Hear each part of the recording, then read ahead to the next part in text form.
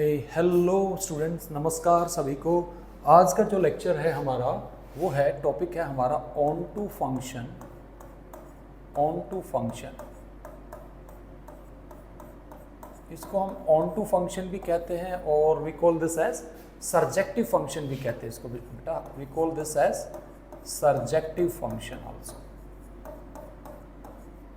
Mostly बच्चों को यही दिक्कत आती है ऑन टू वाले पार्ट में।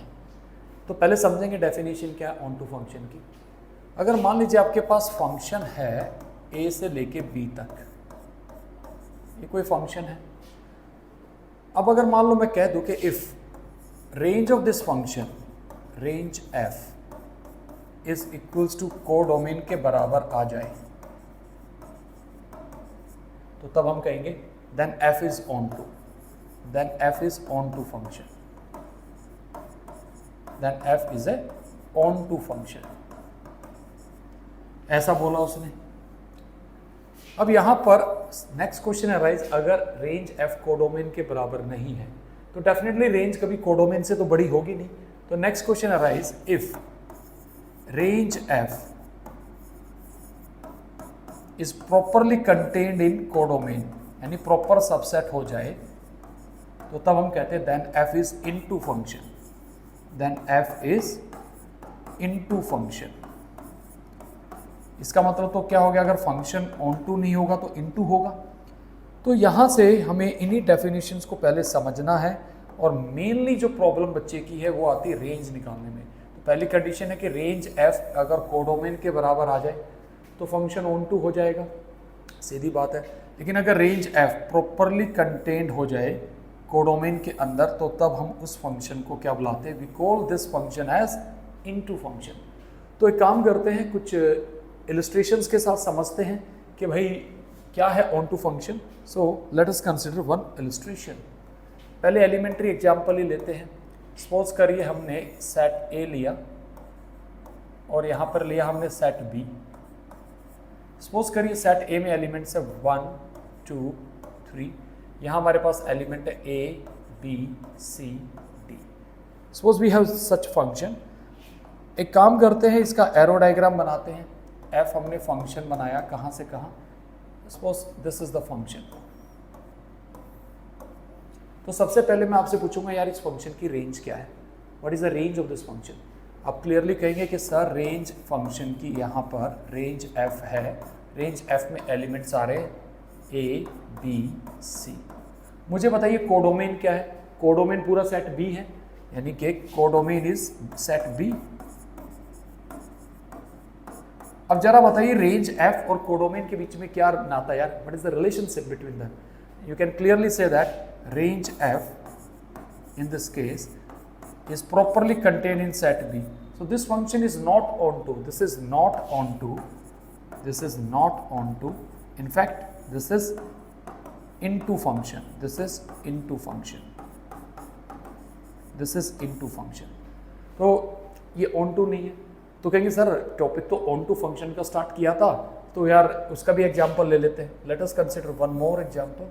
Suppose I have set A and then we have another set B. Suppose I have set like this, say 1 2 3 4, and the elements are A B and C. Again I am defining my function as, suppose my function f I have defining like this. ये mapping हो रही है, ये mapping हो रही है। अब यहाँ पे बताइए ये फंक्शन कैसा है। ये फंक्शन देखिए 1 1 नहीं है, यहाँ पे देखो हम 1 1 ऑलरेडी बता चुके, but this function is not 1 1, but our concern is range of the function. What is the range of this function? Range f is, elements in the range is a b c. अब मुझे बताइए what is the codomain in this case? Codomain is a b c. So you can say that here range f is equals to codomain.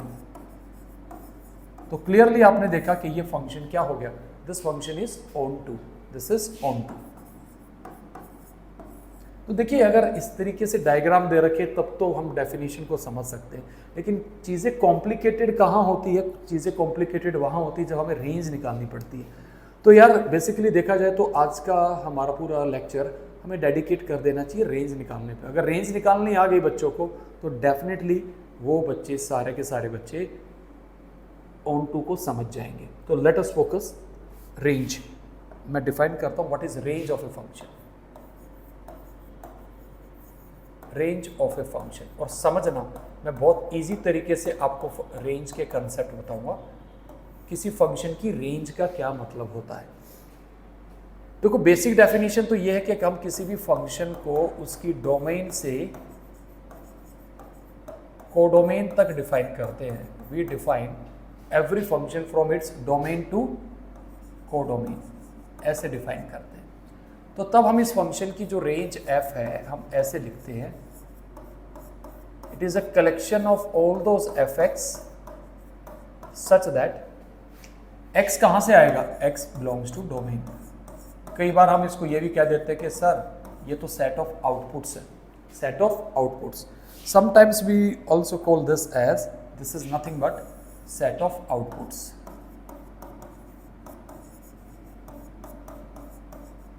Set of outputs, सही बात है, यानी कि जो input डाले जो आउटपुट्स आए वो कहाँ तक गए। या रेंज का दूसरा मतलब ये भी है अगर आप कर पाए तो, और वी डिफाइन किसी फंक्शन की रेंज f। अगर मान लीजिए हमें पता पड़ जाए कि मेरा fx कुछ वैल्यूज ये ले रहा है, it admits the value between small m to capital M, and here I am considering fx is real valued function, fx is real valued function,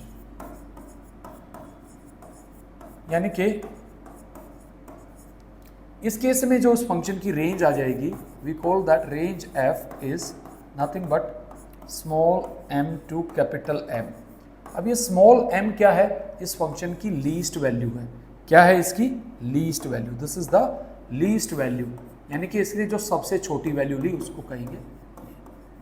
और इस कैपिटल M को हम क्या कहते हैं जी, ये इसकी मैक्सिमम वैल्यू है, this is its maximum value. तो अगर हमें फंक्शन की लीस्ट और मैक्सिमम वैल्यू पता है तो हम कहेंगे कि फंक्शन की रेंज पता है। एक एलिमेंट्री एग्जांपल लेते हैं। सपोज करिए आप किसी शॉप पे जाते हैं, तो आप suppose you are purchasing something, example ले लीजिए कि चलो यार आप अपने लिए कोई शर्ट खरीदने गए हैं, तो दुकानदार ने आपको शर्ट 500 रुपये की दिखाई, 800 की, 2000 की, 3000 की, क्योंकि आज की डेट में कोई लिमिट नहीं है।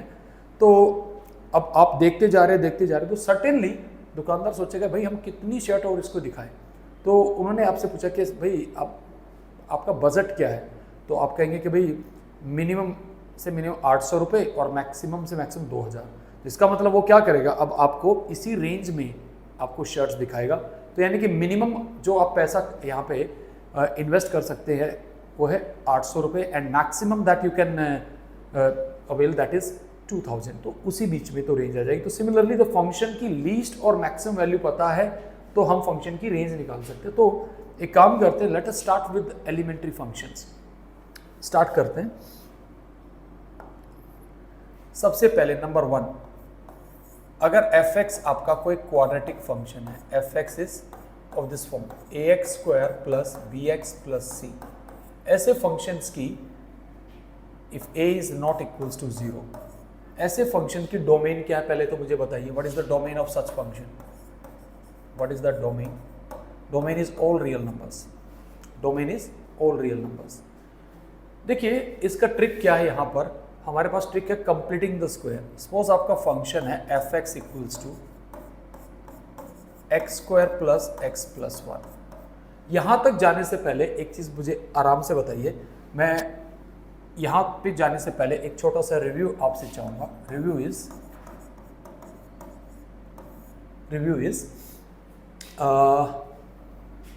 अगर मान लीजिए आपका फंक्शन है fx इक्वल्स टू x², मैं आपसे कह दूं और फंक्शन इज डिफाइंड फ्रॉम से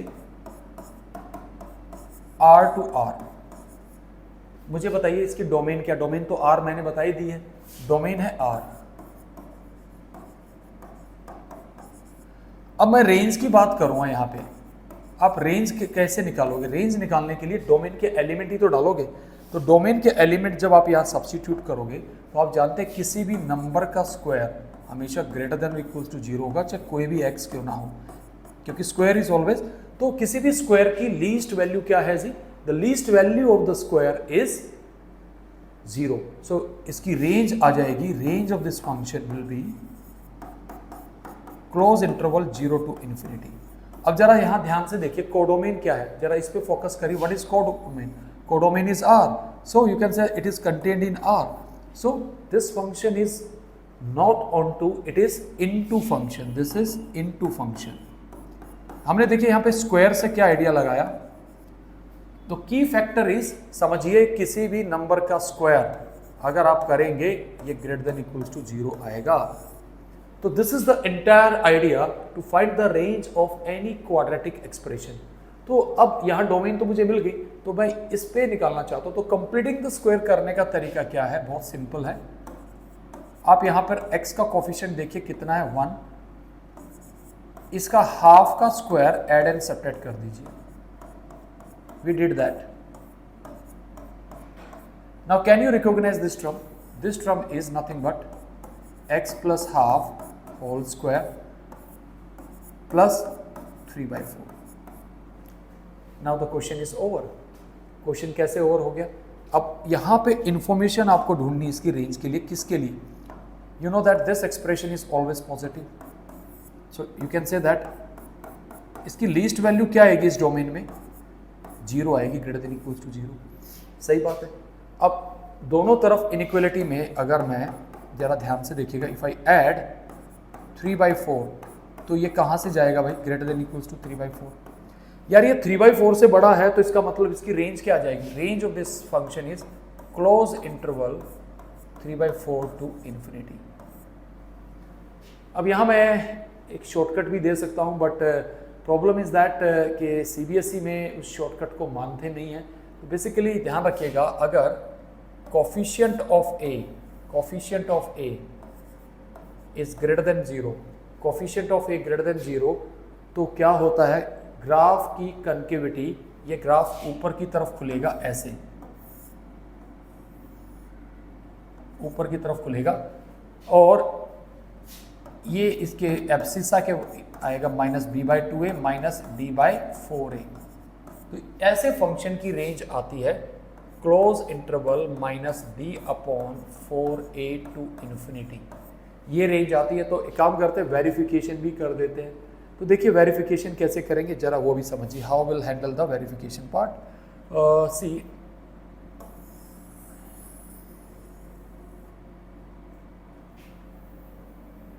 देखिए वेरिफिकेशन के लिए हम क्या करेंगे, आपके सामने ही है. वेरिफिकेशन करने के लिए what I will do here, compare with this, a is 1, b is 1, c is 1. तो हमने रेंज निकालने का फॉर्मूला यहाँ बताया -d/4a टू इन्फिनिटी. तो d क्या है बेटा यहाँ पे? d is discriminant, that is b square -4ac. तो b square is 1, that this is -4, this is -3. तो सब्स्टिट्यूट करेंगे तो माइनस माइनस प्लस हो जाएगा यार. This is 3/4 to infinity. यही हमने कंप्लीटिंग द स्क्वायर से निकाला. देखिए MCQ सोल्व करें तो तब तो this is well and good, otherwise there is a problem in that. तो इस तरीके से हमने ये क्वेश्चन हैंडल कर लिया. तो see how easily we have found the range of this function. तो क्वाड्रेटिक फंक्शन के लिए ये बड़ा कारगर साबित हो सकता है. अब ये काफ़ी जगह यूजफुल हो सकता है रेंज निकालने के लिए. तो let us move to the next slide. देखिए ज़रा ध्यान से. सिमिलरली सपोज अब मान लीजिए मेरे पास फंक्शन है f(x) इक्वल्स टू, देखो मैं पहले क्वाड्रेटिक के बारे में बता रहा हूँ. अब यार क्वाड्रेटिक जरूरी नहीं है कि यार वो हमेशा x में ही आएगा, वो कहीं पे भी हो सकता है. ये चीज़ें आपको बहुत इंपॉर्टेंट है समझना. तो यहाँ पे कुछ बेसिक चीज़ें भी मैं आपको बताना चाहूँगा जो जर्नली जो है स्टूडेंट्स गलती करते हैं. I am giving you some basic concepts here, just try to understand it that how these concept will help you out here. Interesting fact है, समझिएगा जरा ध्यान से. सपोज करिए अगर आपका कोई नंबर -1 से लेके 4 तक लाई कर रहा है, -1 से 4 तक, तो मुझे बताइए इसका स्क्वायर किसके बीच में लाई करेगा? Please can you tell me where x square will lie? I am asking the simple thing. अब बच्चे कहते हैं सर 1 से 16 आएगा. यार ऐसी गलती मत करना, इसके लिए नंबर लाइन बना लेना. ये -1 है, यहाँ 0 है, ये 1 है, ये 2 है, ये 3 है, ये 4 है. तो देखिए क्या करेंगे, हम इन सारे नंबर्स का स्क्वायर निकालना स्टार्ट करते हैं। ये आएगा 1, ऑल्दो ये डोमेन में नहीं है फिर भी हम निकाल रहे हैं। यहाँ आएगा 0, ये 1, ये 4, ये 9, ये 16। अब बताओ इस स्क्वायर की लीस्ट वैल्यू क्या दिख रही है? स्क्वायर की लीस्ट वैल्यू आपको दिख रही है इट इज ग्रेटर देन और इक्वल्स टू 0। इक्वल लेना पड़ेगा ना, क्योंकि ये वैल्यू अटेन कर रहा है, बट 16 आएगा नहीं, लेकिन 16 से कम आएगा। तो देखो इस तरह की दुविधा कभी नहीं करनी है। तो please make sure when you are finding the range of square तो बी केयरफुल कैसे आपको निकालना है। तो इस तरह की गलती नहीं करनी है। अब अगर मान लो मैं आपसे कह दूं again, if my x is greater than equals to -1, so what you will say about x square? अब यहाँ x square greater than equals to 1 आएगा या greater than equals to 0 आएगा, ये बात ध्यान रखनी है। यहाँ पर भी बच्चे गलती करते हैं। क्या गलती करते हैं? अगर मैं -1 का स्क्वायर करता हूँ तो जी 1 आता है, इसका स्क्वायर 0 आता है, फिर यहाँ 1 आता है, 4 आता है, 9 आता है। अब बताओ क्या लीस्ट वैल्यू है? This must be greater than और equals to 0। So please don't commit such type of mistake, क्योंकि अदरवाइज ऐसी मिस्टेक्स के चक्कर में हम पूरा क्वेश्चन खराब कर देते हैं। अब जरा समझिए, अब इसी कंसेप्ट को मैं यूज करके कितने फंक्शंस की रेंज आपके सामने निकाल के दिखा रहा हूं। Just try to understand it. See, domain भी निकालेंगे और फंक्शन की रेंज भी निकालेंगे, उस बात पे जरा चर्चा करते हैं। Suppose my function is fx is equals to √ of 9 minus x square. The question is find domain and range. Find domain and range. ऐसे फंक्शन की डोमेन भी निकालनी और रेंज भी निकालनी, तो बड़े आसानी से निकाल सकते हैं। देखिए मैं I am just using the estimation, मुझे स्क्वायर के बारे में पता है। तो डोमेन के लिए तो आप क्या करते थे कि that 9 minus x square must be greater than equals to 0. That is x square minus 9 must be less than equals to 0. So then you factorize it, x minus 3, x plus 3, that should be less than equals to 0. So now when you mark these points here, here is minus 3, here is 3, then it is plus, minus, plus. So see, the domain in this case is -3 to 3. अब मुझे बताइए range हम किस पे खेलते हैं? Domain पे तो खेलते हैं। मुझे बताइए x आपका ग्रेटर देन इक्वल्स टू -3 है, तो मुझे कोई बताएगा? कैन यू टेल मी इसका स्क्वायर कहाँ से कहाँ वेरी करेगा? Can anybody tell me? जब हम -3 से 3 जाएंगे इस नंबर लाइन पे, when we are moving, this is -3, this is 3, so here is -2, -1, 0, 1 and so on. तो स्क्वायर करेंगे तो स्क्वायर आएगा आपका x square must be greater than equals to 0 and less than equals to 9। Please try to understand it. I hope this is clear. Simple fact है, क्योंकि आप यहाँ से यहाँ तक के सारे नंबर्स के स्क्वायर निकालिए, क्या आएगा? 4, 1, 0, then these numbers. So the least value of the square is 0। अब कहेंगे सर इससे क्या कर लेंगे? मैं I will try to create this expression. Minus से मल्टीप्लाई करेंगे तो इनइक्वलिटी का साइन क्या हो जाएगा भाई? उल्टा हो जाएगा। हो गया। अब हम क्या करेंगे यहाँ पर? ऐड 9, तो 9 greater than equals to 9 minus x square greater than equals to 0। तो देखिए आपके पास ये इनइक्वलिटी यहाँ से आ गई। So what we have obtain 9 minus x square greater than equals to 0 and less than equals to 9. So next what I can do? Square root ले लीजिए। When we take square root is an increasing function. तो देखिए ये कुछ छोटे छोटे facts हैं जो कि बहुत इस्तेमाल होते हैं। तो ये आ गया 0। तो see how easily we have obtained the range of this function is close interval 0 to 3. तो ये हमने एक सिंपल लॉजिक लगाया है कि कैसे इस फंक्शन की रेंज 0 से 3 के बीच में आई। सी, हमने किस पे वर्कआउट किया? We just work on the x square. Okay, इसी डायरेक्शन में और आगे बढ़ते हैं। तो देखिए और question is suppose fx is equals to say x square over 1 plus x square. The question is find the range of this function. Find the domain and range. Find domain and range. तो ऐसे functions की range के लिए हम क्या करेंगे? पहले आराम से समझिए। डोमेन क्या आएगी इस फंक्शन की? Domain is R. Domain is clearly R. Range का सिंपल तरीका है, let us establish the relationship. देखो रेंज के लिए हम यहाँ पर बेसिक फैक्ट इस्तेमाल करेंगे। मुझे बताइए एक्स स्क्वायर और 1 प्लस एक्स स्क्वायर में क्या रिलेशनशिप है, कौन किससे बड़ा होगा? डेफिनेटली ये इससे छोटा होगा, और किसी भी नंबर का स्क्वायर क्या होता है? Greater than equals to 0। So we can use this fact here. Now what I will do next, dividing entire inequality by 1 plus x square, and since it is positive, so the sign of the inequality won't change. So we have 0 over 1 plus x square less than equals to x square over 1 plus x square less than 1 plus x square over 1 plus x square. So what you are obtaining? We are obtaining 0.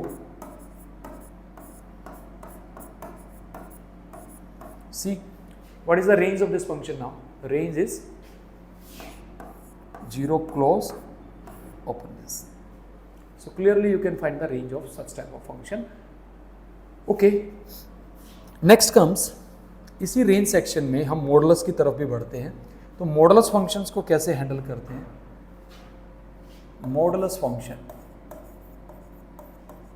Modulus function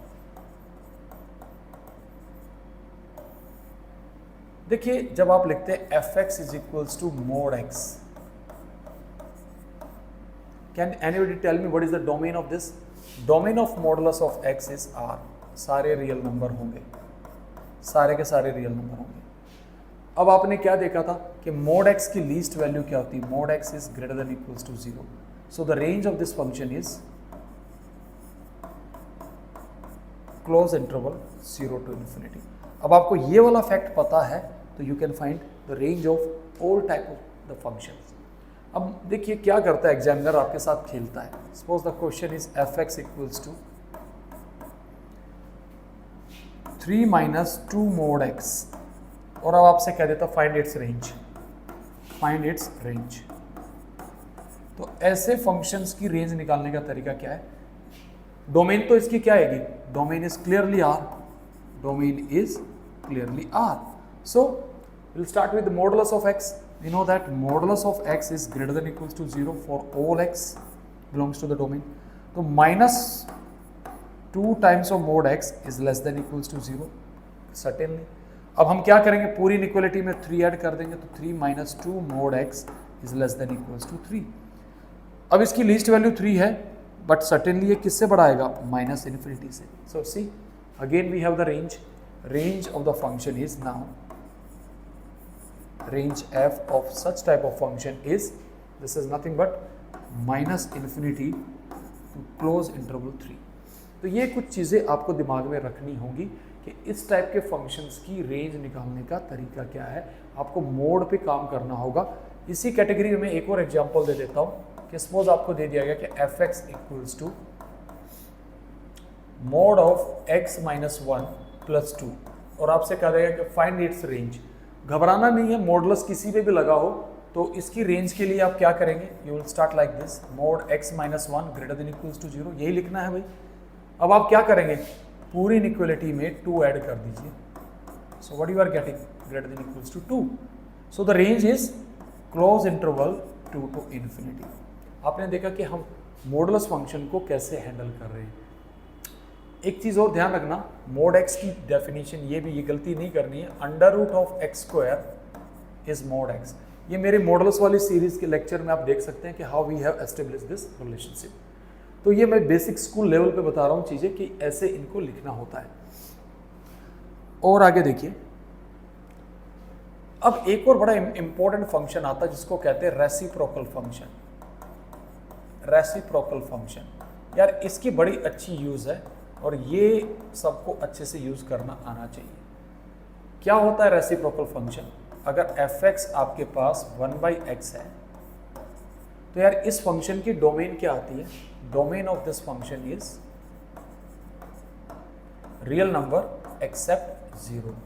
ये इस function की domain आती है। Range क्या आएगी इसकी?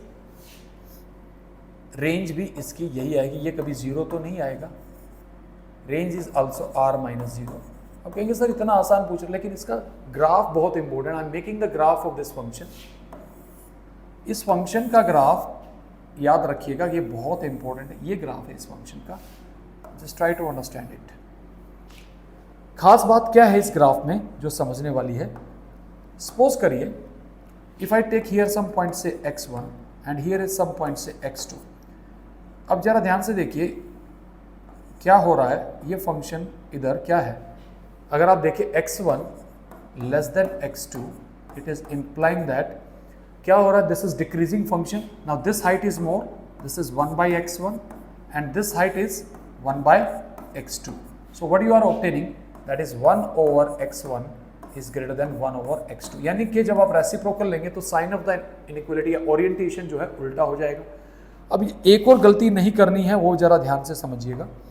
अगर मान लीजिए यहाँ पर आपके पास है से x1 और यहाँ पर है से x2, अब कौन सी हाइट ज़्यादा है, बच्चे नॉर्मली इसको कहेंगे, please try to understand that this quantity is less negative, this quantity 1 by x1 is less negative in comparison of this। यहाँ पे आप क्या देख रहे हैं, x1 less than x2, but again see the orientation of the inequality will be just reverse, this is 1 over x1 is greater than 1 over x2। So you can see that orientation of the inequality changes। अब बात यहाँ पे कुछ important facts और भी आते हैं जो आपको समझने पड़ेंगे, वो जरा ध्यान से देखिए। लिमिटेशन यहाँ पे नहीं है। अब मैं ग्राफ को दोबारा आपके सामने बना रहा हूँ और उसकी एप्लीकेशन समझेंगे कि कैसे हम इसको यूज़ करते हैं। I am making the graph again. The graph of the reciprocal function is like this. Again see, मान लीजिए मैं आपसे कहता हूँ कि मेरा x जो है वो ग्रेटर देन -2 है एंड लेस देन 3 है, and if I ask you इसका रेसिप्रोकल किसके बीच में लाई करेगा, तो प्लीज़ बहुत जल्दबाजी में आंसर नहीं करना है, अब जरा उन नंबर्स को मार्क कर लीजिए। Let us mark those number. यार -2 यहाँ पे होगा कहीं और +3 यहाँ पे होगा, लेकिन when we are moving from -2 to 3 we encounter 0। अब ये 0 इसकी डोमेन में नहीं है। यहाँ हम क्या करेंगे, इस इंटरवल को ब्रेक करेंगे। Will break it like this, -2x less than 0 और x greater than 0 less than 3। अब जरा ग्राफ का सहारा लीजिए, कैसे करेंगे, this height is -1/2, orientation just reverse, greater than. Now I am marking a very important point here. हम 0 पे नहीं है, 0 के बहुत क्लोज है लेफ्ट साइड से, तो यहाँ से वैल्यू कहाँ जा रही है, it tends to -∞। So this is greater than -∞। और अब हम 0 के किस साइड पे हैं, अगर इस वाले पोर्शन को देखो, we are at the right side of the 0। हम यहाँ पे, तो ग्राफ कहाँ जा रहा है, it is tending to +∞। So this is infinity more than 1 by x more than 1/3। See how easily we are finding the range of such type of function. तो अब कहेंगे कि सर इसका क्या यूज होगा इस ग्राफ का। यार ये बहुत इंपॉर्टेंट है टेक्निकली। मैं आपको जरा कुछ एग्जांपल्स इस पे करा के दिखा रहा हूँ, तो आपको अच्छे से समझ में आएगा कि how we are using this. Suppose मैं आपसे कह दूं कि suppose my function is, I am giving you one illustration on this. Suppose my function is fx is equals to 1 over 3 sin x plus 2। The question is find its range। मैं trigonometric functions पे भी आऊँगा, लेकिन अभी ये example ले रहा हूँ। हम जानते हैं कि sin x हमेशा -1 से 1 के बीच में लाई करेगा। यार बिल्कुल सही बात है। अब हम क्या करेंगे, पूरी इनइक्वालिटी को 3 से मल्टीप्लाई करेंगे, तो this is turning out to be 3 sin x less than equals to 3। अब पूरी इनइक्वालिटी में हम 2 ऐड करेंगे, तो यहाँ कितना आएगा, -1 3 sin x plus 2 less than equals to 5। Now here is the problem। अब हमें इसके रेसिप्रोकल की बात करनी है। Again see the graph, again I am making the graph, just try to understand it। बार बार वैसे बनाने की जरूरत नहीं होनी चाहिए, आपके दिमाग में ग्राफ होना चाहिए। See what I will do here, I will put -1 here। Now we are moving -1 to 5। So हम क्या करेंगे, इसको मैं ले लेता हूँ इस एक्सप्रेशन को, I am taking this as my f। तो we can say that -1 greater than equals to f। अब मैं क्या लिखूंगा, लेस देन 0, क्योंकि मुझे 0 पे यहाँ पे क्या लेनी पड़ेगी, कैविटी, और f greater than 0 and less than और equals to 5। Now we can easily find the reciprocal, that is minus 1 greater than or equals to 1 by f greater than. Now see, we are at the left side of the 0, so this graph tending to where? Minus infinity. So this is minus infinity, or now we are at the right side of the 0, this is infinity more than 1 by f greater than equals to 1 by 5. So the range of the function is, now see clearly range of such function is minus infinity to minus 1 union 1 by 5 to infinity. Now see how this works here. आपने देखा कि कैसे ये reciprocal function का concept यहाँ पे काम है. ऑल्दो सीबीएसई में इतना इसका लॉजिक नहीं पड़ेगा, हम डायरेक्टली निकाल सकते हैं. तो बेसिकली मैं रेंज निकालने की टेक्निक बता रहा था कि how we are finding the range of the functions. तो आपको पता होना चाहिए कि कैसे फंक्शंस की रेंज निकाल रहे हैं हम. तो देखिए आज के लेक्चर में I am terminating here this lecture. तो अभी रेंज पे ही हम चर्चा करेंगे. आज हमने जो जितना बताया, so please students do revise this concept. अगले लेक्चर में अब रेंज से रिलेटेड और भी काफ़ी सारी इन्फॉर्मेशन मैं आपके सामने लेके आऊँगा. आज के लेक्चर में मेनली हमने जो किया है वो सारा का सारा जो काम किया है वो हमने मॉडुलस फंक्शन की रेंज बताई, किसी क्वाड्रेटिक फंक्शन की रेंज हमने बताई कि कैसे हैंडल करते हैं. तो ये छोटी छोटी चीज़ें आपको बताई कि how we are finding the range of such type of functions. ठीक है, किसी भी क्वाड्रेटिक फंक्शन के लिए मैंने शॉर्टकट दिया, that this is the shortcut. ठीक है, and we have defined that range of a function कैसे डिफाइन करते हैं, and what is onto into function. So basically अभी मेन ऑन टू पे आने के लिए मैं रेंज पे थोड़े से और क्वेश्चंस कराऊंगा. So thank you students for watching this lecture. Thank you.